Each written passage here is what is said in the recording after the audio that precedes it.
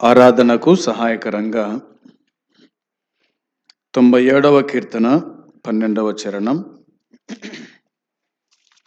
97వ కీర్తన 12వ చరణం చదువుకుందాం. నీతిమంతులారా, యెహోవాయందు సంతోషించుడి, ఆయన పరిశుద్ధ నామమును బట్టి ఆయనకు కృతజ్ఞతాస్తుతులు చెల్లించుడి. ఆరాధనకు సహాయకరంగా 97వ కీర్తన 12వ వచనాన్ని మనము చదువుకొని ఉన్నాం. ఈ అధ్యాయమంతా కూడా దేవుని ప్రభావం, ఆయన అధికారమును సూచిస్తూ ఉంది. దేవుని ప్రభావమును, ఆయన అధికారమును ఈ అధ్యాయము సూచిస్తూ ఉంది అనేది మనకు మొదట్లో కనిపిస్తుంది. దేవుడు రాజ్యము చేయుచున్నాడు. రాజ్యం ఎవరిది అంటే దేవునిది. కాబట్టి ఆయన రాజ్యము చేయుచున్నాడు. ఆయన రాజ్యము చేస్తూ ఉంటే భూలోకము ఆనందిస్తూ ఉంది. దేవుడు రాజు గనక ఆయన రాజ్య పరిపాలన చేస్తూ ఉంటే భూలోకమంతా కూడా ఆనందిస్తూ ఉంది. దీపములన్నీ కూడా సంతోషిస్తూ ఉన్నాయి అని మొదటి వచనం మనకు గుర్తు చేస్తూ ఉంది. మేఘాంధకారాలు ఆయన చుట్టూ ఉన్నాయి. నీతి న్యాయాలు ఆయన సింహాసమునకు ఆధారములు అని 2వ వచనం గుర్తు చేస్తూ ఉంది. మేఘాంధకారములంట. మేఘాంధకారములు, మేఘము అంధకారం. మేఘము ఎలా అంధకారమైంది? మేఘాలు అంధకారమవుతాయా అంటే అవుతాయి అని దేవుని వాక్యం చెబుతూ ఉంది. మేఘం అది పొగలాంటిది అని, మేఘము నీళ్లతో నిండినప్పుడు అది మబ్బుగా మారుతూ ఉంది, అది అంధకారముగా మారుతూ ఉంది అనేది మనకు అర్థమవుతుంది. తర్వాత దేవుని యొక్క నీతి న్యాయాలు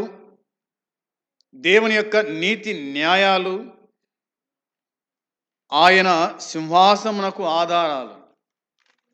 నీతి న్యాయాలు ఆయన సింహాసనమునకు ఆధారములు అనే మాట రాయబడింది. ఆధారం. ఈ బిల్డింగునకు 4 మూలలు ఆధారం అన్నట్టుగా నీతి న్యాయములు ఆయన సింహాసనానికి ఆధారముగా ఉన్నాయి. అగ్ని నాకు ముందు నడుచుచున్నది, అది చుట్టూనున్న ఆయన శత్రులను కాల్చివేయును అనే మాట వ్రాయబడింది. అగ్ని ఏం చేస్తుంది? అగ్ని ఒడిలో వేసుకుంటే కాలకుండునా? అగ్ని పని ఏమిటంటే కాల్చే పని. అగ్ని పని ఏమిటి? కాల్చే పని. నీళ్ళ పని ఏంటి? ఆర్పే పని. అవునా? అగ్ని కాలుస్తే నీరేం చేస్తుందంటే దాన్ని ఆర్పుతుంది. అగ్నిని ఆర్పే శక్తి దేనికి ఉంది? నీళ్ళకు ఉంది. కాబట్టి అగ్ని తన శత్రులను కాల్చివేయుచున్నది అనేది ఇందులో వ్రాయబడిన మాట.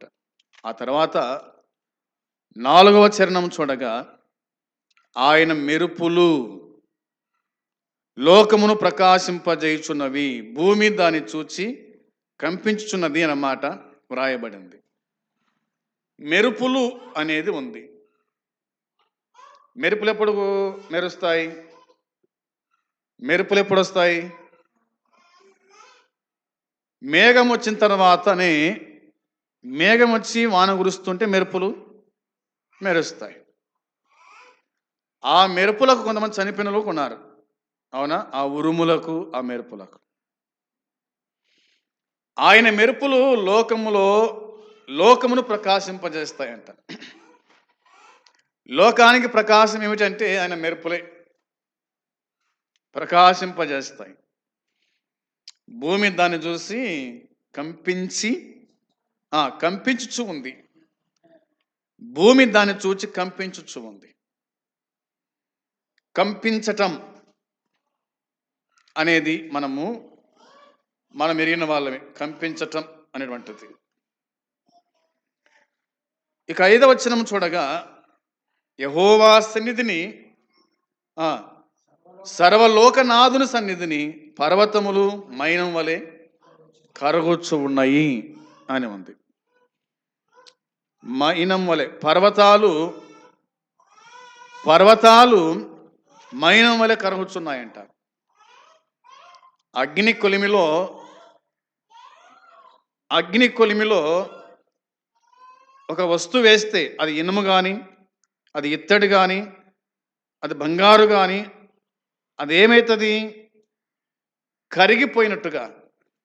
అవునా? కరిగిపోయినట్టుగా దేవుని సన్నిధి,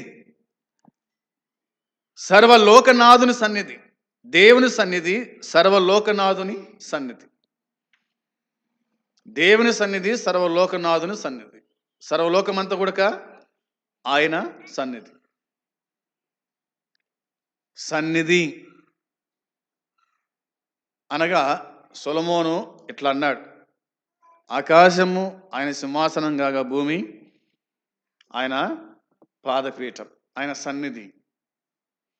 సన్నిధి అంటే ఆయన సన్నిధి ఎక్కడ 2-3 ఉంటారో అక్కడ ఆయన సన్నిధి, ఆయన ఉంటాడు. అవునా? ఆయనకంటే ఒక సన్నిధి ఉంది, ఆయనకంటే ఒక స్థలం ఉంది. దాన్ని ఇట్లా రాశాడు కీర్తనకారుడు, యెహోవా సన్నిధి, సర్వలోకనాథుని సన్నిధి పర్వతములు మైనం వలె కరుగుచ్చు ఉన్నవి. పర్వతాలే మైనం వలె కరుగుచ్చు ఉన్నాయి అనేది అర్థమవుతుంది. 6వ వచనం, ఆకాశము ఆయన నీతిని తెలియజేయుచున్నది, సమస్త జనములకు ఆయన మహిమ కనబడుచుంది అన్నమాట ఉంది. ఆయన సన్నిధి 5వ వచనము. 6వ వచనములో ఆకాశము అన్నమాట ఉంది. ఆకాశము అన్నమాట, ఆకాశము ఆయన నీతి తెలియజేస్తుందట. ఆకాశము చూడగానే ఆయన నీతిని తెలియజేస్తూ ఉంది. ఆయన ఎంత నీతిమంతుడో, ఆయన ఎంత పరిశుద్ధుడో ఏమి తెలియజేస్తుందని వాక్యం. ఆకాశము తెలియజేస్తూ ఉంది. ఆకాశము తెలియజేస్తుంది. ఆకాశము తెలియజేస్తూ ఉంది. సమస్త జనములకు ఆయన మహిమ కనబడుచు ఉంది. సమస్త జనులకు ఆయన మహిమ కనబడుతూ ఉంది. ఆయన మహిమను చూసింది ఎవరు?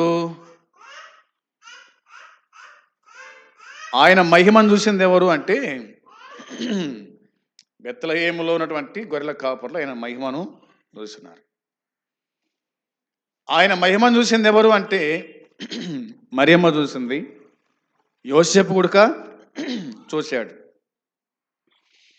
ఆయన మహిమ వారి చుట్టూ ప్రకాశించి అన్నమాట ఉంది. ఆయన మహిమ వారి చుట్టూ ప్రకాశించింది. ఆయన మహిమ అందరూ చూసిరి, అందరికి కనిపించింది. మహిమ కనిపించేది, అది కనిపించింది కాదు. మహిమ అంటేనే అది కనిపించేది. మన ప్రభు అయిన యేసుక్రీస్తు ఆయన మహిమ అన్నమాట దేవుని వాక్యం మనకు జ్ఞాపకం చేస్తూ ఉంది. ఇవి కొన్ని విషయాలు గుర్తు చేసుకుందాం. తర్వాత మనం చూడగా 9వ వచనం చూడండి. 9వ వచనంలో ఎలయనగా యెహోవా భూలోకమంతటికి పైగా నీవు మహోన్నతుడవై ఉన్నావు. సమస్త దేవతలకు పైగా నీవు అత్యధికమైన ఔషధము ఔన్నత్యము పొంది ఉన్నావు అనే మాట కనిపిస్తుంది.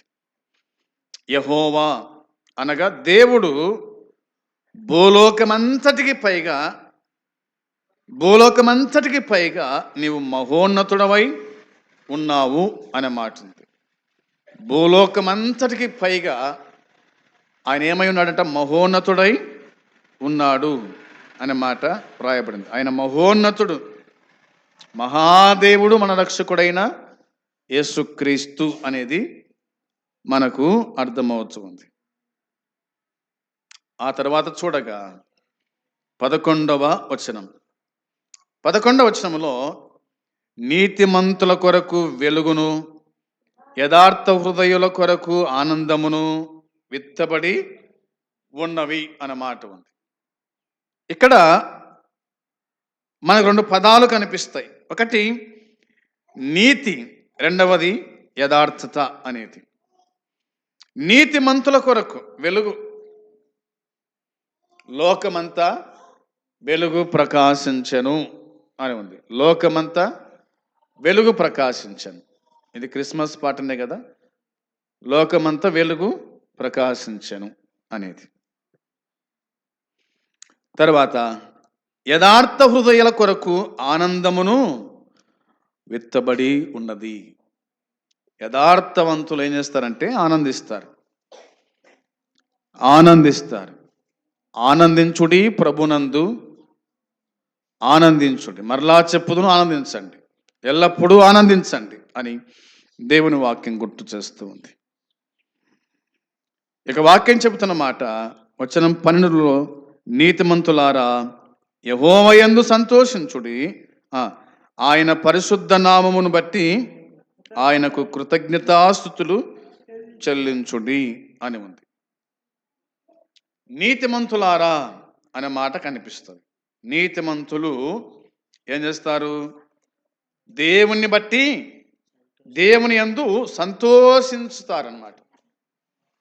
నీతిమంతులకు ఇది సంతోషకరమైన దినం, పరిశుద్ధులకు ఇది సంతోషకరమైన దినం. ఆదివారం అనగానే దేవుని పిల్లలందరూ కూడా చక్కగా రెడీ, అవునా, దేవుని దర్శించుకోవడానికి, దేవుని ఆరాధించడానికి, దేవుని పూజించి గణపరచడానికి సిద్ధపడి వస్తాం. అందుకోసమే నీతిమంతులారా యెహోవా యందు సంతోషించాలి. ఇది సంతోషించదగిన దినము అనేది మనకు అర్థమవుతుంది. తర్వాత ఆయన పరిశుద్ధ నామమును బట్టి ఏం చేయాలంట? ఆయనకు కృతజ్ఞత స్తుతులు చెల్లించండి అన్నమాట. ఆయన నామము పరిశుద్ధమైన నామం. ఆయన నామము పరిశుద్ధమైన నామం కాబట్టి ఆయనకు మనము కృతజ్ఞతాస్తుతులు చెల్లించువారమై ఉండాలి. ఆయనకు మనము కృతజ్ఞతాస్తుతులు చెల్లించువారమై ఉండాలి అనేది దేవుని వాక్యం చెబుతుంది.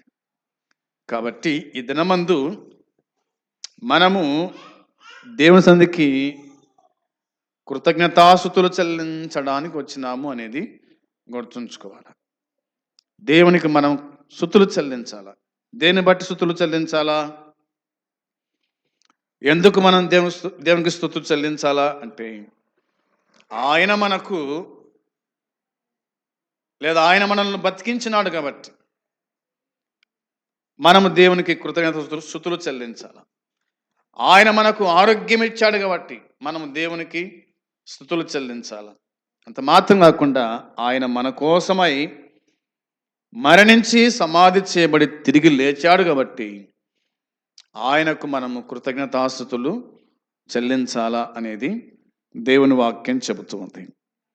మనము దేవుని చేత ఏర్పాటు చేయబడిన వారం కాబట్టి దేవునికి మనము కృతజ్ఞతాస్తుతులు చెల్లించు వారమై ఉండాలి అనేది దేవుని వాక్యం చెబుతుంది. అందుని బట్టి యేసు ప్రభు యొక్క మరణం మనము తలంచుకుంటూ, ఆ మరణము కేవలము పాపులమైన మన కోసమేనని, మన కోసం ఆయన మరణించినాడని, మన కోసం ఆయన సమాధి చేయబడ్డాడని, మన కోసం ఆయన తిరిగి లేచాడని, ఆయన రక్తము చేత మనల్ని కొన్నాడు, తన సొత్తుగా చేసుకున్నాడని చెప్పి దేవుణ్ణి మనము స్తుతించుచు ఆరాధించుచు ముందుకు సాగాలన్నటువంటిది దేవుని వాక్యం మనకు జ్ఞాపకం చేస్తుంది.